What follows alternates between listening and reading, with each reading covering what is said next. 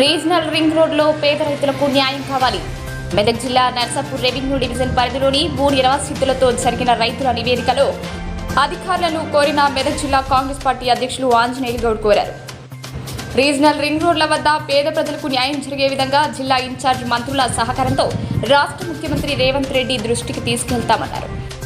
రైతులు ఎవరూ అధైర్యపడవద్దని, భూములు కోల్పోతున్న రైతులకు తగినంత నష్టపరిహారం చెల్లించేందుకు రైతుల పక్షాన ఉంటామన్నారు.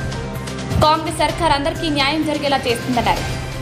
గత టీఆర్ఎస్ ప్రభుత్వం తమ స్వలాభం కొరకు రీజనల్ రింగ్ రోడ్ను డిజైన్ చేసిందని, ఈ కార్యక్రమంలో నర్సాపూర్ ఎంపీపీ జ్యోతి సురేష్ నాయక్, మాజీ ఎంపీటీసీ శ్రీనివాస్ గుప్తా, నర్సాపూర్ మండలం అధ్యక్షుడు మల్లేష్, రుస్తుంపేట ఎంపీటీసీ అశోక్, నర్సాపూర్ మండల వర్కింగ్ ప్రెసిడెంట్ ఉదయ్ కుమార్, నర్సాపూర్ మండలం ఓబీసీ సెల్ అధ్యక్షుడు అశోక్ గౌడ్, కృష్ణగౌడ్ రైతులున్నారు.